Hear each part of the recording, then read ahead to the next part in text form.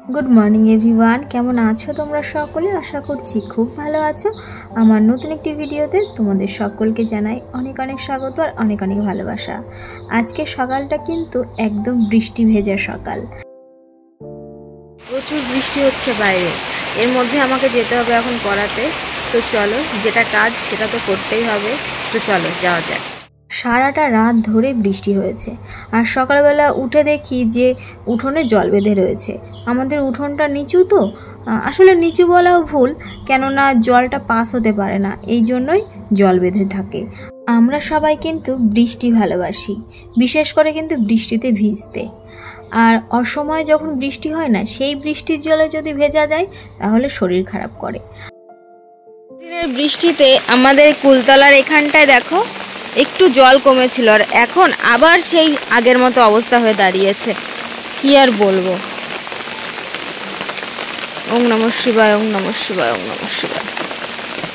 সকালে ঘুম থেকে উঠেই কিন্তু ভগবানের প্রতি কৃতজ্ঞতা প্রকাশ করার দরকার, যে ঠাকুর আমাকে যা দিয়েছো অনেক দিয়েছো, হয়তো এর থেকেও আমি খারাপ থাকতে পারতাম বা খারাপ থাকতাম, আর ঈশ্বরের প্রতি সব সময় সন্তুষ্ট থাকা উচিত। টিউশনি পড়িয়ে কিন্তু চলে এসেছি আর তারপরে ঘরটা একটু গুছিয়ে নিচ্ছি, কেননা ঘরটা তো ঝাড় দিয়ে যায়নি, সেই কারণে।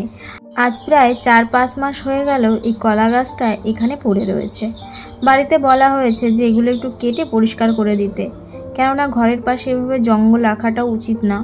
আমি আমার শ্বশুরমশাইকে বলেছি, কিন্তু বাবা সেরকম টাইম পাচ্ছে না, তো আর সেই কারণে এগুলো করা হচ্ছে না। আর এই জায়গাগুলো দেখো কিভাবে জল জমে রয়েছে, তোমরা দেখেই বুঝতে পারছো কতটা পরিমাণে বৃষ্টি হয়েছে। আর আজকে কিন্তু রান্না করব চিকেন, তো সেই জন্য বাজার থেকে সকালবেলায় কিন্তু বাবা চিকেন নিয়ে এসেছে। আর দেখো এই মশলাগুলো কিন্তু একে একে করে নেওয়া হয়েছে। একটু মাংসের পরিমাণটা বেশি, সেই কারণে একটু মশলাটাও বেশি দেওয়া হবে। আর এই দেখো আমি এখন পেঁয়াজ কেটে রেখেছি। আর এই বর্ষার মধ্যে রান্নাঘরে রান্না করতে খুবই কষ্ট হয়, তোমরা দেখে বুঝতেই পারছো রান্নাঘরের অবস্থা। আসলে না আমাদের রান্নাঘরের যে টালি আছে, টালি থেকে না জল পড়ে, এবং জল পড়ার কারণেই কিন্তু রান্নাঘরের মধ্যে স্যাঁতস্যাঁতে একটা অবস্থা হয়ে যায়। যাই হোক, এভাবে মানিয়ে নিতে হবে, সব রকম পরিস্থিতিতেই মানিয়ে নিতে হয়, মানিয়ে নেওয়া শিখতে হয়। রান্নার আগেই সব কিছু কিন্তু কেটে কুটে আমি গুছিয়ে নিই, কেননা রান্না করতে করতে কাটাকুটি আমার দ্বারা হয় না। আগে আমি গুছিয়ে নিই, তারপরে একবারে রান্না করতে বসি। আর দেখো আমি কিন্তু এখন ভেন্ডি ভাজা করছি। আমি ভেন্ডি ভাজায় না একটু বেশি পরিমাণে তেল দিই আর একটু কড়া করে ভাজি, কেননা বাড়ির সকলে একটু কড়া ভাজাটা পছন্দ করে। আর দেখো এখন কিন্তু আমি আলু ভেজে নিচ্ছি, আর মাংসে একটু আলুর পরিমাণটা বেশি দিচ্ছি। এমনি সকলে মাংসের আলু খেতে পছন্দ করে, আর তারপরে আজকে একটু মাংসের পরিমাণটা বেশি, তো সেই কারণে একটু বেশি আলু দিয়েছি।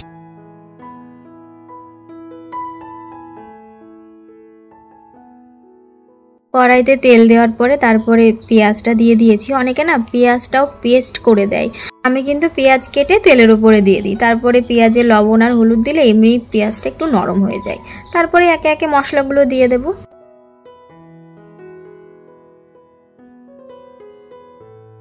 আমার শাশুড়ি মা কিন্তু মাংসটা ধুয়ে দিয়েছে, তারপরে একটু লবণ হলুদ মাখিয়ে দিল। আজ না টক দই আনতে একদমই খেয়াল ছিল না বাবার, তো সেই কারণে গাছ থেকে লেবু পেড়ে ওই গন্ধরাজ লেবুই দেওয়া হয়েছে। যেহেতু গন্ধরাজ লেবুতে খুব একটা রস থাকে না, এর গন্ধটাই ভালো লাগে, কিন্তু আমাদের গাছের লেবুগুলোতে না বেশ রস হয়ে গেছে, যেহেতু খুব বৃষ্টি হচ্ছে, তো সেই কারণেই লেবুতে রস হয়ে গেছে, আর ওই লেবুর রসই দেওয়া হয়েছে। আর এখন কিন্তু আমি মশলাগুলো দিয়ে ভালো করে কষাবো। আর আমার কিন্তু রান্নাও কমপ্লিট হয়ে গেছে।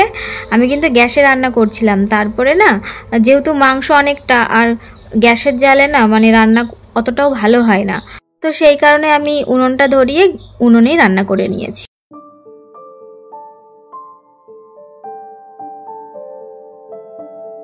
এখন কিন্তু সময় হয়েছে বিকাল 4টে, আর আজকে না পাপিয়াকে আমি 2:30টার দিকে পড়িয়েছি, কেননা ওদের বাড়ির থেকে ফোন করেছে যে ওকে একটু তাড়াতাড়ি ছুটি দেওয়ার জন্য, কেননা আমাদের পাড়ায় না একটা বাড়িতে বার্থডে হচ্ছে, ইনভাইট আছে সকলেরই প্রায়, সেই কারণে ওদের বাড়ির থেকে বলেছে আজকে একটু তাড়াতাড়ি ছুটি দিতে। এখন বাজে বিকাল 5টা, আর সকাল থেকে একবারও আসা হয়নি বাবার এখানে। আর আজকে কিন্তু বাবা বাড়িতেই রয়েছে। একটু আগে আমি পাপিয়াকে ছুটি দিলাম পড়িয়ে, আর তারপরে ঘরেই ছিলাম, একটু শুয়েছিলাম। আর এখন একটু হাঁটতে হাঁটতে আসলাম এখানে। সারাদিনের মধ্যে একবারও যদি না আসি না, একটু ভালো লাগে না। সারাদিনই কিন্তু বৃষ্টি হয়েছে, আর এখন একটু ওয়েদারটা ভালোই আছে। সন্ধ্যা লেগে যাবে একটু পরেই যদিও, আর এখন একটু হাওয়া হচ্ছে, বেশ ভালো লাগছে ওয়েদারটা।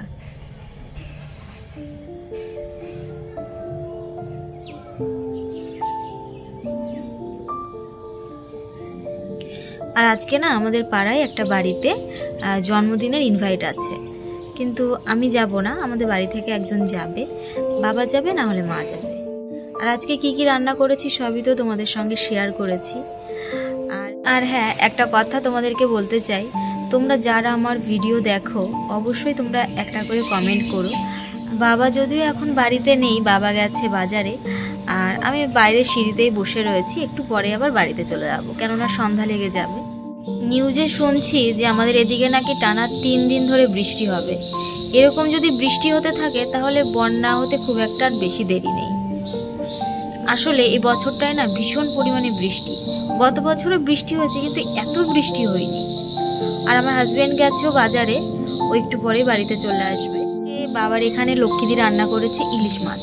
তো বাবা সকালবেলা আমাকে ফোন করে বলেছে যে মাছ নিয়ে যেতে, মাছ ভাজা, কেননা ইলিশ মাছ ভাজা খেতে আমি ভীষণই পছন্দ করি, আর আমার হাজব্যান্ডও কিন্তু ভীষণ পছন্দ করে।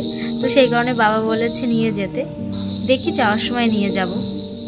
বাবার ওখান থেকে কিন্তু আমি তাড়াতাড়ি চলে এসেছি, মানে সন্ধ্যার আগে আগেই। আর আমি কিন্তু এখন সন্ধ্যা দিয়ে দিয়েছি।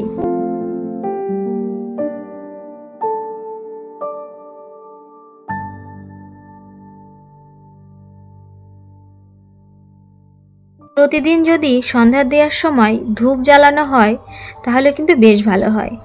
আসলে বাড়িতে না আমি বলেছি যে একটু নারকেলের যে ছোবড়াগুলো হয় না, ওগুলো একটু ছোট ছোট করে কেটে দিতে, কিন্তু সেরকম কেউ কেটে দিচ্ছে না। দেখি এর পরের দিন আমিই করে নেব।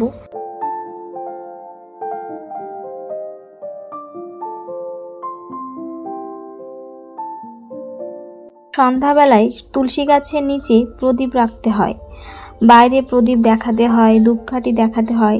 আসলে না সারা বাড়িতে যদি সন্ধ্যাবেলায় ধূপতি দেখানো যায় তাহলে বেশ ভালো হয়, তাহলে কোনো অশুভ জিনিস বাড়িতে প্রবেশ করতে পারে না। আমাদের বাড়িতে নারকেল গাছ আছে তো কি হয়েছে, সবসময় কিন্তু নারকেলের ছোবড়া থাকে না। আমি তো বেশ কিছুদিন আগে দোকান থেকে কিনেও নিয়ে এসেছি। যাই হোক, সন্ধ্যাবেলায় যদি ধূপতি ধরিয়ে সারাটা বাড়ি দেখানো হয় না তাহলে খুব ভালো হয়।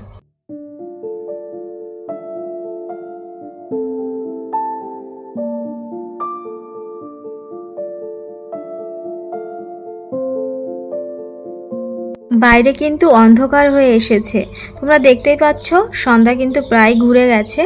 সন্ধ্যার পরে যেহেতু আমাদের বাড়িতে কেউ থাকে না সেরকম, তো সেই কারণে আমি বাইরের গেটে কিন্তু তালা দিয়েই থাকি।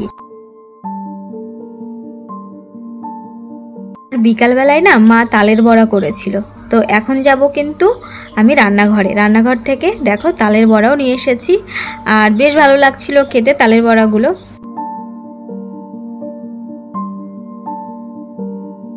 আজকের ভিডিওটি কিন্তু আর বেশি বড় করছি না। যদি তোমাদের আমার ভিডিওর কোনো কিছু ভালো লেগে থাকে তো প্লিজ তোমরা আমার চ্যানেলটি সাবস্ক্রাইব করো আর আমার পাশে থেকো।